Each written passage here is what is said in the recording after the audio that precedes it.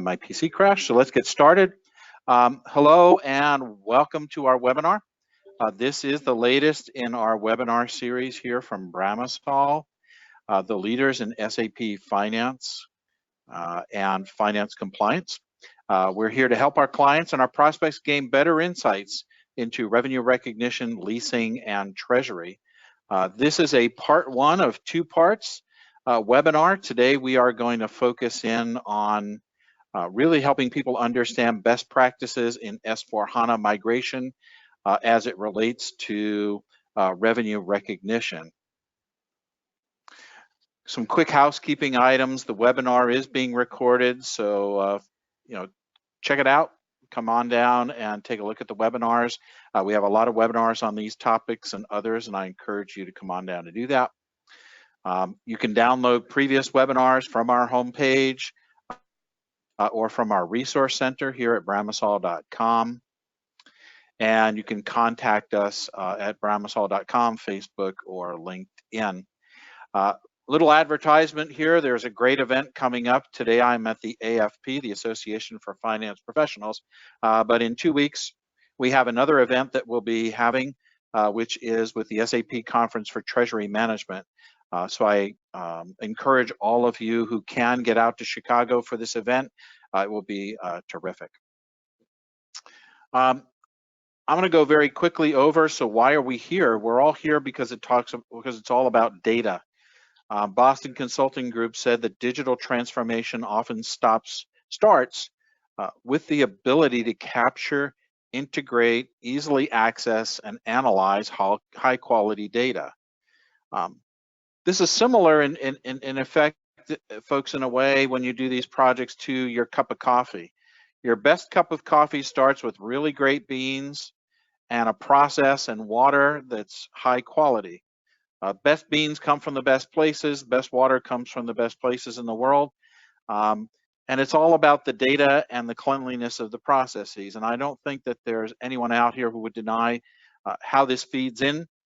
Finance transformation starts at the source.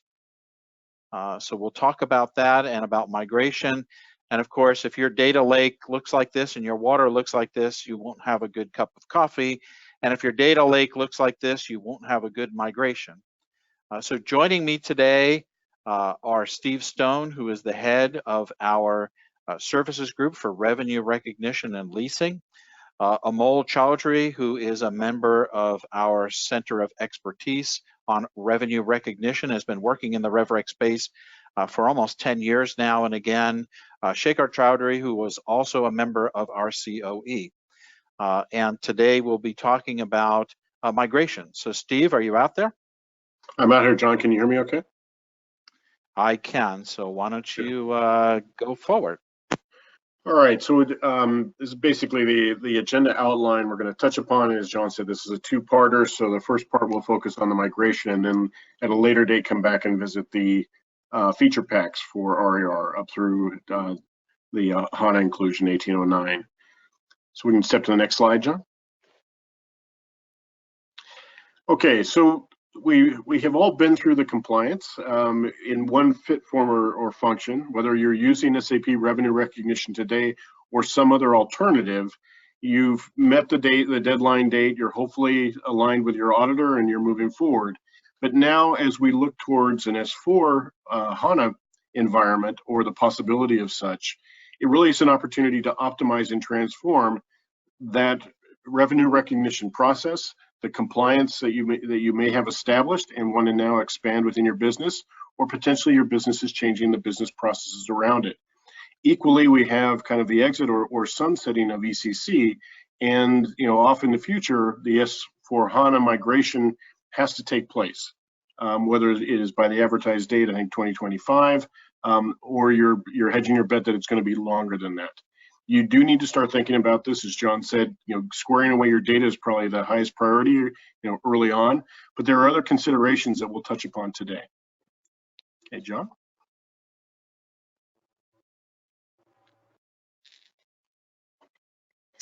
All right. So, in reaching just the compliance piece, taking from ECC and implementing RAR and going through the initial migration of in-flight orders, some of the highest issues that we saw here were those in-flight orders. And John touched upon probably the #1 issue, and for whatever reason, whether it is because of large merger and acquisition activities in the past, incomplete or point solutions that were introduced, somewhere in the SD solution or in the broader ECC, or maybe integration with ECC, introduced other areas. These all impacted the in-flight order migration for the initial setup and implementation of RAR in our past projects. ST customizations were another issue that we routinely saw clients face. Hey, we didn't think about this, or we didn't think it would impact RAR, and we would have to accommodate it within the early releases of RAR. Another aspect was simply RAR was new. It was a response to an accounting change, an accounting procedural change, and in so doing, SAP basically responded to that. We saw it evolve over time, and in some cases that evolution came on the order of hundreds of notes per week. But now the system has stabilized, SAP has caught up, and many of the feature pack that they're releasing are basically addressing long-standing issues that we've had with the software, disconnects with the software, that are being resolved today. And as we'll see, that this sets the foundation for your eventual move to S4. Right. And in addition to that, Steve, I believe, RAR has continued to add features, but we also respond to interpretations from the FASB and IASB as they look at how companies are filing and looking at such areas as disaggregated revenue, how they're applying the practical expedience and all of that. So your point, the point here is spot on, which is this is kind of an evolving space, right? And again, it is an adoption activity as well. This isn't just here's a new set of software, you're compliant, congratulations. It is people taking the interpretation, they're learning their roles, and they're learning a new way to look at the accounting. And that's both for auditors, for the accounting team, as well as the IT team working and supporting that finance team.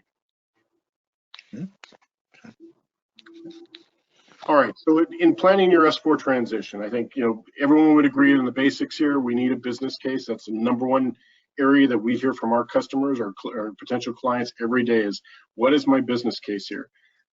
A few other aspects that we had early on, with any compliance project, but even the larger S4 or ERP project, is your executive sponsor or sponsorship, in terms of what's going to change, what the value proposition, and how whether you're going to optimize your business or whether you're going to transform.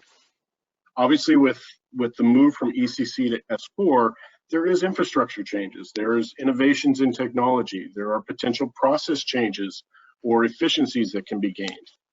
So this really opens the door to all of the above, and there again may impact your original ECC RAR or introduce a change variable to that basically sets the foundation for the complexity of a potential migration. And we'll just step through that. Okay. So just to kind of touch on some of the areas, when we say sales and distribution processing, here, if you think about a potential S4, and we're going to go and bring in HANA S4 HANA, we're going to innovate our business. Well, one of the areas of innovation may be along the sales and distribution processing. You may change how you're writing contracts today, how you're bundling contracts today, how you're agreeing to scheduling, your sales order fit form or function, delivery free of charge, how it's being delivered, and how the client is taking possession of that service or the product. How will we build? How debits and credits will we maintain? Whether you're tying it to a rebate program or a loyalty program, all of those potentially are opportunities to evolve your business, to respond to market demands, and to address customer needs. This is even before we get to the financial accounting. So in looking at the changes from ECC to S4, there are both structural changes in terms of how we look at business partners and that definition, which formerly we had customers and vendors. You also have other master data that's changing across the different areas. Again, this sets the foundation for your potential migration and the complexity curve that you're addressing. Other areas that need to be thought through in your design are how functionality changes are differing between the innovation step from ECC to S4. One of those, namely, is the retirement of SD revenue recognition and the reliance and future development of SAP RAR. So this simplification means that not only can you rethink your landscape, but also your business processes. Yeah, and Steve, this is a great point, because when you and I were at the user group meeting last week at NVIDIA, one of the key things I think came up, and this points it out, is, what are you doing from a migration perspective, and are you taking advantage of the power that S/4HANA is bringing for simplification and revisiting your business models, or you're simply doing a lift and shift and moving over and doing a technical migration? And this really addresses a lot of that, and I think it's important people understand that these functional changes are there, and the things that you expect worked in the past in SD don't work that same way, and there's something that you need to move through as you realize that SD feeds RAR, it feeds a lot of other things, but it also feeds RAR, and it's important to understand that. Yeah, and I think, as we heard from the various points of the room, this is across the spectrum from data all the way through reporting and analytics, and it has to be thought of as an end-to-end process. It should be designed in that manner, and even before you start the basics of a HANA project or program, there are some guiding principles or guidelines that you need to sit in a room and figure out as to how you're going to do these fundamental processes and how you want to approach them from a business strategy standpoint. So similarly, that basic understanding of universal journal too, right? Yeah. That's right. So not only are we seeing changes in SD, but also on the FI side, again, simplification of technology, doing away with a lot of the requirement for reconciliation that was a huge time sink and effort sink for both business and IT between these databases of the past, and now we have a universal journal where everything is within one database, enabling real-time analysis, enabling real-time queuing and exception reporting, which is critical to, again, some of these processes to putting automation or potential robotics in the future as we move forward. Mm-hmm. So again, for finance, it is truly a single source of the truth. It is adding more flexibility as to how you're going to do this, better response not only to your internal business partners, but your external business partners. Whether you're reporting disclosure reports, whether they're operational reports, whether they're just operational reconciliation reports with vendors or key suppliers or key business partners. And again, coming back to kind of the parallel stream here, and as we said, when you start with the migration, you have a foundational level of complexity that we all have to agree this exists. And we're moving both that operational process stream as well as the revenue accounting stream into the new system from ECC to S4. Now, what happens beyond that is really up to how where you start from that foundation. Is your ECC up to date? Do you have a great handle on your data? Are your business processes somewhat standardized or conforming to SAP best practices? Each of those variables come into basically changing, raising or lowering that complexity level that you're potentially going to address in your S4 migration. Right.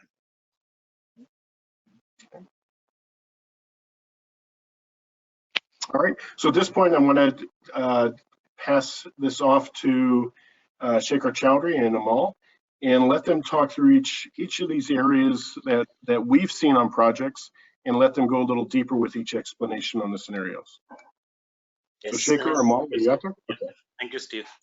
So yes, so basically when we move with S4, so either we do greenfield or brownfield implementation. So right. So now when we talk about S4 system, we don't have SD RevRec, right? So almost we are aware now. So we have to go with RAR. When we decide to bring over the data from ECC system to S4 system, so irrespective of whether we have implemented RAR in ECC or not implemented, we have to bring the in-flight orders or in-flight transactions to S4 RAR, right? So there, what will be the in-flight documents now? So there are three different high-level transactions, right? When we have the sales order booked in the system, so no billing done yet. Sales order is booked and partial billing is done, and where partial billing is also complete, but there would be some adjustments to credit or debit expected in the system. So these kind of data we need to bring over to S4 system, and which we have to pass through RAR in S4 system. We know that there is no SD RevRec there. So we have, based on our experience, we have considered 5 different scenarios at high level, obviously, and yes, this is based on our experience. So it may change on client to client scenarios, and what data is available, what data we want to see in S4 system. Based on that, our scenarios might differ a little bit, but not at high level. So this should cover most of the approaches, right? First is we want to see. Do you want to dive into? Yeah, for Shekhar, sure. do you want to just dive into the scenarios? That way you can go through them. Yeah. Yes. So Okay. so these are the 5 scenarios. Let's go one by one. So can you go to next slide? So where we'll talk about all these 5 scenarios, with little explanations, and what does that mean, each of the scenario. So first is basically when we want to see all the operational transactions in S4 system, and we want to establish the contract position in S4 system. So we'll migrate all the SD documents along with billing. We'll create the billing historical billing data in S4 platform. So we have all the transactions available in S4 system in this case. What we can do is we can make the RAR relevance setting. We can make these transactions relevant for RAR before migrating the transactions, actually, so that we'll get the RAR feed automatically. So system will generate the RAs, and then we can update our initial load indicator based on the dates on the transactions. We can go in more detail what should be the criteria for that. And for historical recognized revenue, so whenever we bring the data from ECC system to S4 system, we need to bring the historical recognized revenue also, so that we'll be able to establish the correct contract position in S4 system. So that is called as legacy tables, right? So whosoever has done RAR migration, they might be aware about this legacy table. So we need to update those legacy tables with historical revenue, and then process the RAs as if we are doing migration, and then we'll run this basically posting jobs just to calculate my liability and assets, unbilled or deferred. And so this will establish the data over there. Once we process the transactions, we have to do reconciliation with our ECC. That is also a major topic, right? What we need to consider while moving the data to S4 system. So we need to check per sales order line item what was the whether we have brought over all the line items and they are matching with our they are aligned with our sales order line items in the ECC system. That whether the transaction price is correct, what is the invoice amount, historical recognized revenue, and at last unbilled and deferred revenue position. So we have to reconcile or validate all this with our ECC data. So this is our first option. So basically we activate the RAR relevance here when we create the operational document. Pros will be we will have all the transaction trail available in S4 system. This is the major, and then audit trail will be smooth. So we'll have all the details available in S4 system. Whereas cons, huge efforts, right? Since we are talking about bringing all the transactions in S4, so efforts will be quite high. It could be time-consuming process depending on what tools we use and how much data volume is there. So, and also the customization. If we have more customization, we need to adopt those customizations also. Yeah, so can we look at the second option, which is a little bit similar to this, because in the second option also we talk about bringing all the transactions to S4 system. The difference here is this will not be pre-activated for RAR. So we will create the operational transactions in S4, migration or upload, whatever. And after that, we will do migration, RAR migration in S4 again. So using this operational load, that is RAR migration transactions provided by SAP, we can create feed for RAR in this option too. And then for some of the data, the legacy table might get updated because we'll be generating billing there. So especially for event-based transactions, so it will get generated automatically. In some cases, we might have to update this legacy table, for example, time-based, depending on what data we want to see and how we want to bring over. Then we will process the RAs as if migration, we are doing migration again, and then the reconciliation and validation will be same as our first option. So basically, these first two options, we talk about bringing all the operational transactions so that we will have all the transactions available in S4 system and audit trail will be smooth. But yes, both the options will involve more efforts as compared to our other options, which we discussed. So to clarify, Shekhar, to understand, in option one, this is where the customer would decide to move all of his historic data that's relevant. In this second case, they're moving data, but they're only moving from the last period forward. Is that what I'm hearing? No, John. So in both the cases, the data to be moved to S4 system could be same. The difference between two options is, in first option, we are activating the RAR relevancy before creating data in S4 system, so that as soon as we create orders, just like our normal transactions, right? Go forward transaction, whenever we create order, system creates feed for RAR and RARs are generated on the fly. So if I pre-activate this RAR, pre-configure the RARs, then when I will migrate, that time itself system will keep on generating the RARs. So the feed will be ready for RAR. I need not have to do the RAR migration in that case. This operational load, where what we are mentioning here in RAR creation, right? In key factors, this operational load is not necessary in first case. Okay, so basically RAR migration is not necessary in first case. So on this, one of the issues we heard at the user group was, for one organization, the ability to do the migration step, because of inconsistencies in their data, they were forced to basically take the upload path. Exactly. So again, John, coming back to your initial step off, data is critical here. And this is one of the differentiations in these two options is, where are you starting with? If your data is variable enough that to a point where you can't match the internal SAP consistency checks, this may be an option for you. Okay. I would hand over to Amol now for option 3 onwards to discuss further.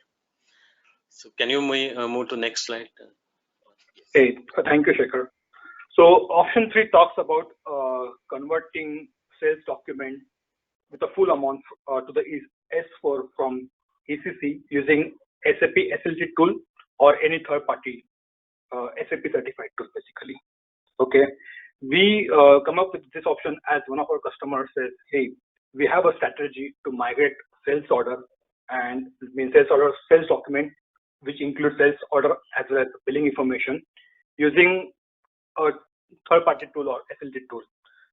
So they just ask us to, can you please help us to migrate the data, right, to RAR.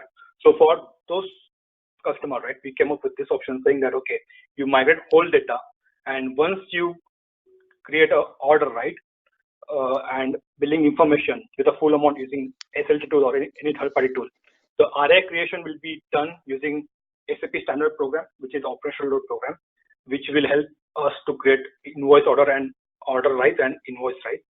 There won't be any modification to the right. Again, historical revenue, we need to again load it from the ECC system, like recognized revenue. Then RAR processing will be as a standard job. And once the RAR processing is completed, we need to run program A, which is a calculation of revenue. And then we need to run program B to establish the liability, asset, or deferred unbilled amount on the POB. And there won't be any posting because this is a migration steps. So once this is done, we can do the reconciliation for this option with a sales order item and POB, where we can compare the transaction amount between this order and POB. We can verify the invoice amount. We can also verify the recognized revenue. We can also verify unbilled and deferred revenue because all the information is available in your S4 system. Again, the pros here, right? All information is available because we have just migrated the data, the table data from ECC to S4. So all data is available in S4. So audit trail will be available for all migrated orders. And then cons will be again, it will be a time-consuming process because we need to migrate the sales order and then billing document the full amount, all this thing, and then we need to have some customization to upload the historical recognized revenue data for this option. Next slide, John. Yeah, so option 4 talks about migrating time-based recognized item. Okay, so here we'll just migrate the sales order with the remaining amount, not the full portion, not the fulfilled portion, only the remaining amount. And we will not bring the billing information as well, which has already happened in the ECC. So what we will do, we'll basically short close the document in ECC, and we will establish our transaction price. Like we will upload the sales order with the remaining amount basically. So if you see right in operational document, we will create an order with a remaining amount, right? And as SD billing is already done, right, in ECC, we will not do the billing in S4. Okay. Again, before creating the order, right, we will again make RR reference setting pre-activated.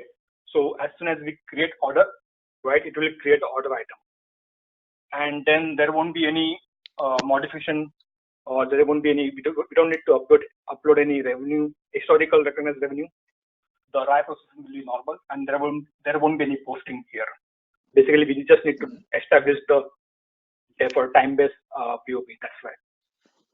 Again, here we can do the reconciliation between sales item and POB, but again, the transaction price will be like the remaining amount, right? So that level we can reconciliation we can do.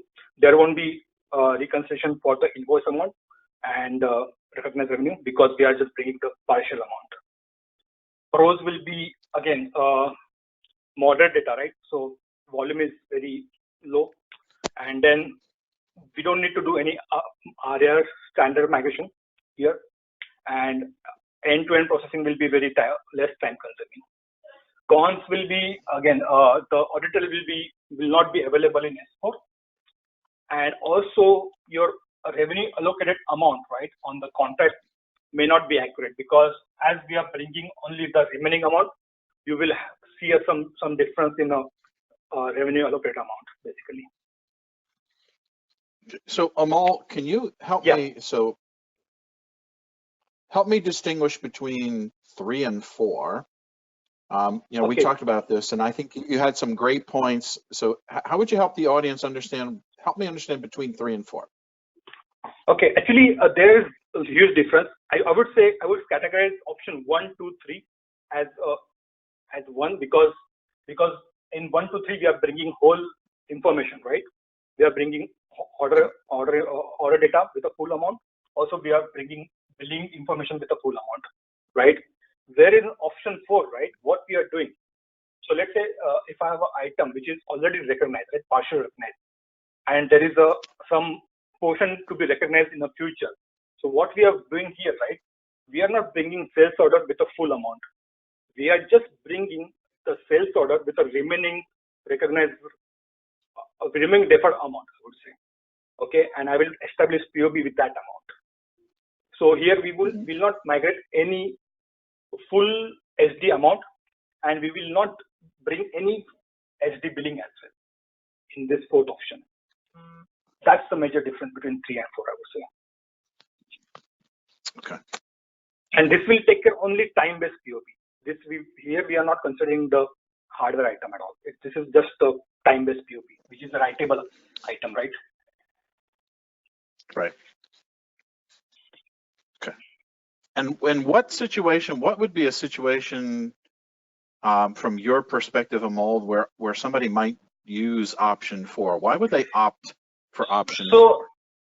So basically, option 4 and 5, right? Basically, when customer has a complicated SAP landscape, right, where they have an order in one SAP's landscape, in the SAP system, the PGI comes from a different system, billing happens in third system, right? If they have a complicated SAP landscape, right, in that case, they like customer don't want to like migrate the sales order really, right? Because that will be a huge time-consuming effort, right? So for them, right, to simplify the process, if they don't want to bring those operational documents, right, they can go for these options, option 4 or 5. Correct. That's correct. So, John, to add to this point, that's perfectly correct. And we are already following this approach for one of our clients, and the reason is exactly same. So, because of the complicated landscape, it was not feasible to bring all the data to S4 system. The ECC system was distributed landscape, and the data was distributed into multiple systems. So the feasibility and the time required, efforts required were more to bring the data. And that's why client decided to follow this approach and not to bring the operational details of the historical transactions, just to establish the remaining contracts, remaining. And John, again, remaining values, yeah. Yeah, it's not just the effort of the data and the data consistency across. It's loading the data from distributed systems, but also the reconciliation back to those systems once you complete the migration was also challenging in terms of both the effort and time. Yeah, because multiple source system has different customizations and configurations. It was not feasible to bring all those my customized processes to one single S4 system. So right. That was also one of spot on, and that's why, Steve, when we started this conversation, one of the things we brought up was, the interactions between SD and all of the SD processes and all the external systems and RAR. It may be option 4 is a great option for you if you are in a extremely complicated landscape and you're phasing your approaches as well, right? Yeah, I'll say options 4 and 5. So when we see the 5 also, we'll come to know there is some difference in 4 and 5. So we have to decide based on the requirement, what we want to see in system and what is acceptable to accounting. Right? So based on that, we have to decide between 4 and 5. Well, with that, let's talk a little bit about option 5. Yep. All right. Sure. Yeah. So option 5, right? So in this option, right, there won't be any historical operational document required in S4 because, as we discussed, right, customer says our landscape is very complex as information is distributed in between different systems, right? So it's not feasible for them to migrate those sales order and billing information to S4. So what they want just to establish deferred balance and unbilled balance to the order for post-migration events, right? So in this case, right, the approach for deferred versus unbilled will be different. Okay. So for deferred, right, what we will do, so there won't be any order in the system, but for unbilled portion, right, we need to create an order, right, for an unbilled amount basically, where the billing will happen in the future basically, right? Once that is done, the right creation for deferred again, the approach is different. For deferred revenue, we will upload the rights for order item and invoice item. Whereas for unbilled revenue, right, as we are creating the sales order, right, we'll make the RR equivalency reactivated before creating order. So as soon as we save the order, it will create a right behind it will create a right, right? And there won't be any modification to right. Again, historical revenue. For deferred, we don't need to upload anything. But for the historical revenue for unbilled, we need to create a legacy table entry for historical recognized revenue. Again, RAR processing will be standard. Again, we need to process A and B job. There won't be any posting here. Again, pros, here we can do the reconciliation by individual POB. Again, we can do the transaction price reconciliation here. There won't be any invoice and other reconciliation. There won't be that. So pros will be simple data conversion process, right? Then moderate data volume for conversion. No need to bring any SD order or billing to the S4. And then RAR migration is not required for a deferred revenue because we are just uploading the order item and invoice item.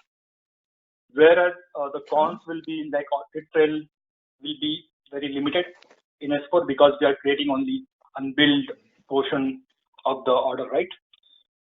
Then RAR migration needed for unbilled record because as we are creating the sales order for unbilled to establish the unbilled balance, right, on the order. So we need to do the migration for those kind of orders. And again, we need to have a custom solution to upload the historical recognized revenue. So this fifth option, right, John, this is for the customer who says we have a very complicated landscape, but still we want to establish the deferred balance and unbilled balance for the orders. For those customers, this is the best option, 4 and 5 option. Yeah. Okay. So now when we talk about option 4 and 5, to give one example, option 4 could be good when we have monthly billing, and option 5 would be good when we have annual billing or quarterly billing, when you have deferred, right? So monthly billing, we normally do not have deferred. That time we can use option 4. Okay. So that is one of the point to decide, right? So this is similar to that, we have to look at all the points and then decide the proper approach. Right, right. So one of your key points is how often are you billing? Another is how much data do you need in one system? Yes. And you know, some of it would also seem to me to be time, right? Yep. So in some of these cases, if I look at option 5, as we've discussed, this is a way to be up and running a little bit, you know, faster, pulling your balances forward, and then going back and bringing in the other data subsequent to your go live. Is that a fair statement? Right. Yep. Okay. Sure. Okay.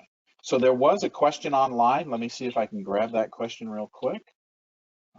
Hopefully the questions, let me pull that out. So in option, let me see if I can get this right. In option 4, if the original contract starts on January 2018 and cutover now is January 2020, does it mean the SD contract when created needs to have a contract start date of January 2020 with billing plan starting on 2020? Yes, that's correct. That's what we want to say there. So short close the contract in ECC system and then recreate from current date onwards. So go live date onwards. And where clients have a challenge here, John, which we try to keep out of the transactional systems, is for reporting continuity. And that's where, from a design aspect, if you know, too often the client will say, well, I have to have all the data in one system to maintain my continuity. And it really is a separate issue. It's a separate design that has to happen in the reporting track. It's definitely feasible, but they are two separate problems to address in design or solution design. Right. So one is the issues over solution design and compliance, and another is management data and how you want to deal with it separately. Yep. Right. Yep. Okay. There was another question. What about contracts that were fully billed from the beginning, but contract end date is after the cutover? So cutover could be either you bring, if you are using one of these first three options, we have to bring in the whole value of the contract and do the dummy billing kind of historical billing kind of thing. And if we do not want to bring the transactions as a whole, then option 5, where we say that bring over the deferred and establish the deferred balance only in S4 system and just recognize the revenue from there on. So depending on what we want to see in S4 system, so we can choose one of those. And Shekhar, keep me accurate here, but I think this is also where we run into problems with credit and debit handling in those types of scenarios where we don't have the transaction to go back and address.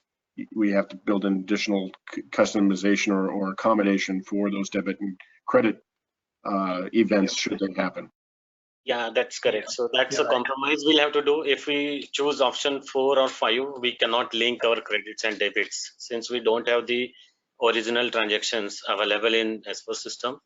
So we will not be able to link those subsequent transactions with those original operational documents. In that case, we'll have to consider those credits, subsequent credits and debit as a standalone transaction. It's like in every cutover, right? Even without RAR, we have to do same thing. Yeah. All right. That's it. Questions for now. Should I go to next slide?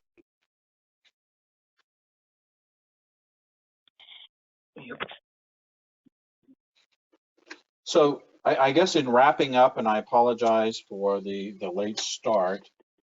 In wrapping up, Steve, maybe you can give the audience kind of a sense of what are the top 3 or 4 things that you think people need to be thinking about. We talked about the implications, of course, of the quality of your data, all the things that we talk about, but also processes, et cetera. What would you recommend to people as they're going through this, the top 3 or 4 things to be thinking about?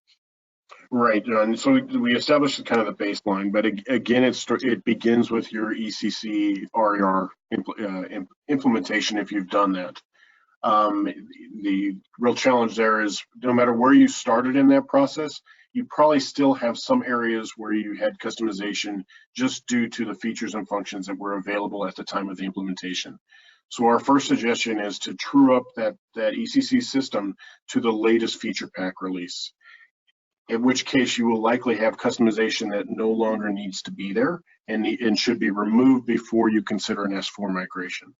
That, again, those 2 steps, in addition to the basics that John mentioned around data, really set the foundation. You're setting yourselves up for a nice foundation to start into the S4 migration planning. The next piece then is really taking a look at from a macro level end to end, what changes are you introducing in your S4 program? How much is it optimization or transformation of your existing business processes, or adding? We have a couple of clients that they were waiting for S4 to give them the opportunity, to give them the flexibility to add different approaches to the market and how they bundle their products, how they position it with their clients, how they carry over rebates and introduce marketing programs. So, each of these different areas you have to consider from a macro level and kind of set up some design guide rules before you get into the real detailed discovery sessions of your S4 program. That would be our recommendation. I do have a kind of technical question that came up, so forgive me if I get this wrong. But Shekhar or Amol, maybe you can answer this. When you create RISE for option 5, do you use the FAR legacy data create API? Or is that something we should follow up online, offline? I replied it to the gentleman. Okay. In the chat. So Amol, can you please say loud? So for deferred revenue, right? What I said, for order RISE, we have to use API, SD1 API to load order RISE. To upload the invoice RISE, we need to use SD2 APIs basically. And for unbilled data, we don't need to use any API only to upload the legacy data. We need to use the API for legacy data, basically. All right, thank you. So as you can see, there's no technical questions too hard for these guys. So that's kind of where we're going to wrap up on part one of this. You know, as you can see with the with this process, it's very important that you understand what it is that you're trying to accomplish as you look at the different approaches that you might take to your migration. That includes, of course, looking very specifically at, you know, what is it you're trying to accomplish, beginning really with the end in mind around, you know, are you trying to do a simple migration, a technical migration, or re-entering processes? Think about the technical aspects of integration, and I think we have some great options for you. So with that, I'm going to wrap this one up. I apologize again for the delay in start. Next time, we're going to run one. We're going to talk a little bit more about the specific feature packs. So for those of you who are on 1.2 or 1.3, we will be going through some of the specific areas around what are the opportunities and changes from those feature packs to from one to the next, and talk a little bit about some of the experience we've had around what I'll say is updating some of the custom codes you may have done. So if you're on an old version, you may be doing call-off orders through a custom program, and whereas SAP has done a great job now of including call-off orders in the latest versions. So look for that.